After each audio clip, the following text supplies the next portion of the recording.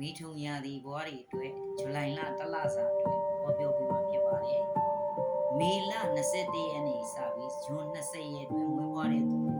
မိထုံရာသီဘွားလို့ခေါ်ပါတယ်။ဒီဇူလိုင်လအတွင်းမှာမိထုံရာသီဘွားတွေဟာကိုယ့်ဘဝရဲ့တည်ငြိမ်အောင်မြင်ခြင်းတွေအခွင့်အရေးကောင်းတွေရရှိမဲ့တလဖြစ်ပါတယ်။ဒီလအတွင်းမှာကိုယ့်ရဲ့ငွေကြေးဝင်မှုတွေကလည်းပဲပုံမှန်နဲ့ဖြည်းဖြည်းနဲ့မှန်မှန်ဝင်မှုရှိနေပါတယ်။တောက်ကြကျိုးရဲ့ကြာတာပရိကျိုးရဲ့ကိတ်ကျိုးရဲ့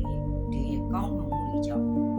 ငွေကြေးရင်းနှီးမြှုပ်နှံမှုတွေအကျိုးအမြတ်တွေခံစားဖို့လမ်းတွေရှိပါတယ်။တက်နိုင်မယ်ဆိုရင်ငွေကြေးနဲ့ပတ်သက်ပြီးရင်းနှီးမြှုပ်နှံမှုတွေခိုင်ခိုင်မာမာပြုလုပ်တဲ့ကာလဖြစ်ပါတယ်။အဲ့ဒီပုံမှာမူတည်ပြီးတော့ဝန်လန်းကောင်းအကျိုးအမြတ်တွေရရှိမှာဖြစ်ပါတယ်။အဲ့တော့ဒီဇူလိုင်လအတွင်းမှာအင်ချမ်းမြေဝယ်ဖို့အစီအစဉ်ထားတဲ့သူတွေရှိနေတယ်။အင်ချမ်းမြေဝယ်လို့ကောင်းတဲ့ကာလဖြစ်ပါတယ်။မြေတွေဝယ်မယ်နော်။နောက်တစ်ခုကအင်ချမ်းမြေအကျိုးဆောင်လုပ်နေတဲ့သူတွေဆိုရင်ဒီလအတွင်းမှာအလုံးအစင်နေတဲ့ဇူလိုင်လဖြစ်ပါတယ်။အဲ့တော့ဇူလိုင်လ15ရက်နေ့ကစပြီးတော့တနင်္ဂနွေကြောင့်ဂျိုမင်းကြီးကပြောင်းရွှေ့တော့မှာဖြစ်တဲ့ကြောင့်မေထုံရာသီဘွားတွေကပို့ပြီးတော့ကိုယ့်ကိုယ်ယုံကြည်မှုတွေရလာမယ်စွမ်းအားတွေပို့ပြီးမြင့်မားလာတဲ့ဇူလိုင်လတလတာဖြစ်ပါတယ်။ငွေကြေးဥစ္စာစီးပွားတွေပေးစွမ်းတဲ့တောက်ကြကျူကြီးကလည်းအပြည့်အဝဒီပံ့ပိုးရရှိမှာဖြစ်ပါတယ်။ဒါပေမဲ့ဘုံလူကျူရဲ့နောက်ပြန်သွားမှုကြောင့်လက်ရှိလက်တော်မှာကြံ့ကြာနေတဲ့ကိစ္စလေးတွေဖြစ်တာအလုပ်နေရဟောင်းလေးတွေမှာအလုပ်လေးတွေမပြီးပြတ်သေးတာမပြီးမြောက်တဲ့ကိစ္စတွေပြန်လည်ပြီးတော့ပြုလုပ်ရတာကြုံတွေ့နိုင်ပါတယ်အဲ့တော့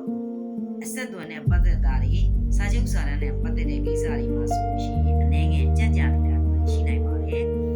အဲ့တော့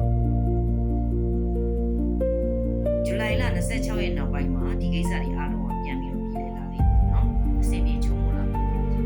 အဲ့တော့တခုပြောချင်တာအင်္ဂါဂျိုရဲ့ဖီစီမှုဖိအားပေးမှုတွေကြောင့်လက်ရှိမှာဒေါသဖြစ်စရာတွေကြုံတွေ့ရနိုင်တယ်ဒါပေမဲ့ကြာတာပရိကျိုရဲ့ကောင်းခြင်းတွေကိုဆောင်လာခဲ့တာကြောင့်လာပေါင်းများစွာကကြုံတွေ့ခဲ့ရတဲ့အခက်အခဲတွေအဆင်ပြေချုံးမွေးမဲ့ဇူလိုင်လတလဖြစ်ပါတယ်ဒီလထဲမှာပဲတန်မိုးကြီးတဲ့လက်ဝတ်ရတနာတွေတန်မိုးကြီးတဲ့ပစ္စည်းတွေလက်ဝတ်ရတနာတွေဇိမ်ခံပစ္စည်းတွေလက်ဆောင်ရတာမျိုးဝင်လာတာမျိုးတွေလည်းအမတန်ကောင်းပါတယ်အဲဇူလိုင်လ25ရက်နောက်ပိုင်းမှာစပြီးတော့25 26 29မှာစပြီးတော့စနေဂျိုရဲ့နောက်ပြန်သွားမှုကြောင့်မေထုံရာသီဘွားတွေအတွက်ကလက်ရှိစီးပွားရေးလုပ်ငန်းတွေမှာအရှိန်ကိုပို့ပြီးတော့မြင့်တက်လာပဲအထောက်ပံ့ကောင်းတွေရရှိမှာဖြစ်တယ်လို့ရာဟုဂျိုရဲ့အစိုးတွေလည်းကင်းလွတ်မှာတက်ရောက်မှုအားတွေရောပါသွားမှာကိုလည်းကာကွယ်ပေးတာဖြစ်ပါတယ်ပြောချင်တာကဒီဇူလိုင်လဟာမေထုံရာသီဘွားတွေအတွက်တဆင့်ချင်းစီနဲ့အေးစစိမ့်တည်ငြိမ်နဲ့ပြောင်းလဲမဲ့ဇူလိုင်လတလဖြစ်ပါတယ်လို့เนาะဒါကြောင့်မလို့ကိုယ့်ရဲ့အခွင့်အလမ်းကောင်းတွေကိုလက်လွတ်ဆုံးရှုံးမခံဘဲနဲ့အကျိုးရှိရှိအသုံးချတတ်ဖို့လိုပါတယ်ကိုယ့်ရဲ့ပတ်ဝန်းကျင်မိသားစုမှာလည်းပဲအတိမတ်ပြုတာလေးတွေခံရနိုင်တယ်မေထုံရာသီဘွားတွေပါနိုင်ငံခြားခီးသွားဖို့ပြင်ဆင်နေတဲ့သူတွေဆိုရင်တော့အလွန်ကောင်းတဲ့ဇူလိုင်လတလပါ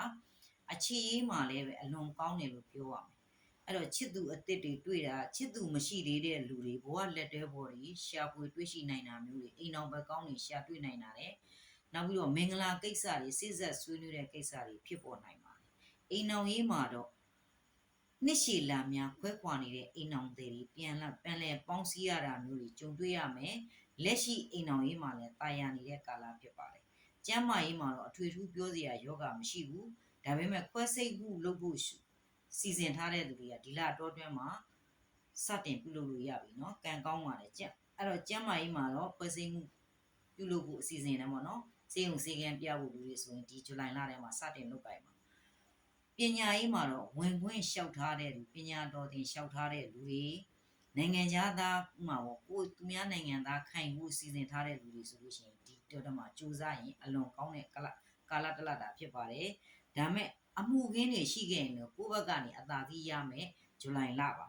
အဲ့တော့ပြောချင်တာဒီလမှာဒီမေထုံရာသီဘွားတွေကပြောရမယ်ဆိုအပျော်ခီးတွေကြည်နူးစရာတွေနဲ့ကြုံ